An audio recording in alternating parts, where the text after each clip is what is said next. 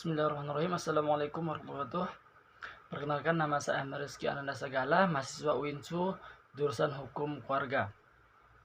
Di sini saya akan mempresentasikan judul makalah tentang komunikasi dalam keluarga. Baik langsung saja. Yang pertama, pengertian komunikasi. Komunikasi adalah proses menyampaikan pesan dari pengirim pesan kepada penerima pesan. Dari pengertian ini, komunikasi minimal mengandung 3 kata kunci. Yang pertama, sender, pengirim pesan; message, pesan; the sender, penerima pesan. Sender adalah orang yang pertama-tama akan mengirim sinyal komunikasi melalui pesan yang akan disampaikan.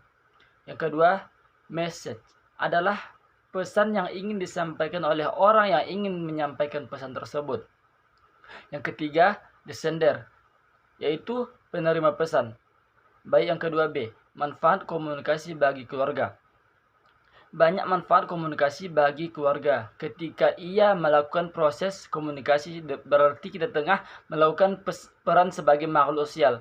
Manfaat komunikasi khususnya dalam keluarga diantaranya yaitu, yang pertama, dapat mengetahui apa yang ingin disampaikan oleh anggota lain dalam keluarga atau orang lain. Yang kedua, komunikasi yang baik, tepat dan jelas dapat menghindarkan kita dari salah sangka atau konflik. Yang ketiga, komunikasi yang baik dapat membawa keuntungan yang diharapkan baik bagi fisik maupun psikis.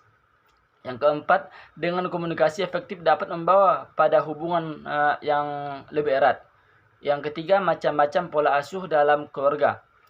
Pembentukan anak bermula atau berawal dari keluarga. Berikut ini diuraikan macam-macam pola asuh orang tua terhadap anak. Yang pertama, pola asuh otoriter, yaitu pada umumnya menggunakan pola komunikasi satu arah atau one way communication. Yang kedua, pola asuh permisif. Pada umumnya, pola asuh permisif ini menggunakan komunikasi satu arah.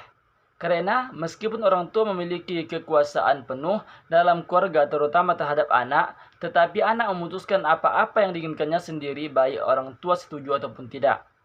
Yang ketiga, pola asuh demokratis. Pola asuh demokratis menggunakan komunikasi dua arah atau two-way communication. Yang keempat, pola asuh situasional. Dalam kenyataannya, setiap pola asuh tidak diterapkan secara kaku dalam keluarga. Baik, yang keempat, prinsip-prinsip komunikasi. Prinsip-prinsip komunikasi efektif diantaranya adalah sebagai berikut. Yang pertama itu fasih. Fasih ialah mengucapkan kata-kata atau kalimat dengan jelas. Yang kedua, ringkas. Ringkas artinya singkat. Yang ketiga itu mudah dipahami. Banyak orang dalam berkomunikasi menggunakan kata-kata asing sehingga orang yang diajak bicara mengalami kesulitan dalam memahami artinya. Yang keempat, jujur. Kejujuran dari komunikator akan dapat menimbulkan kesan positif dari komunikan. Yang kelima, menarik. Komunikasi akan efektif jika menarik. Baik, yang kelima, aneka komunikasi dalam keluarga. Yang pertama ada komunikasi verbal yang efektif. Yang kedua, komunikasi nonverbal. Yang ketiga, komunikasi individual. Yang keempat, komunikasi kelompok. Baik, yang keempat, faktor-faktor yang mempengaruhi komunikasi keluarga. Ada sejumlah faktor-faktor yang mempengaruhi komunikasi dalam keluarga, seperti akan diuraikan berikut ini. Yang pertama, citra diri dan citra orang lain. Yang kedua, suasana psikologis. Yang ketiga, lingkungan fisik. Yang keempat, kepemimpinan. Yang kelima, bahasa. Dan yang keenam, perbedaan usia. Baik, bagian keenam, fungsi komunikasi. Adapun fungsi komunikasi diantaranya ialah seperti berikut. Yang pertama, untuk menyampaikan informasi. Yang kedua, sebagai penyampai pendapat agar dapat diterima oleh masyarakat luas atau yang berkaitan. Yang ketiga, sebagai bentuk interaksi dengan orang lain. Yang keempat, untuk menambah wawasan dan ilmu pengetahuan akan sesuatu hal. Jadi, melalui komunikasi nantinya akan terjadi transfer ilmu antara pihak satu dengan pihak lainnya.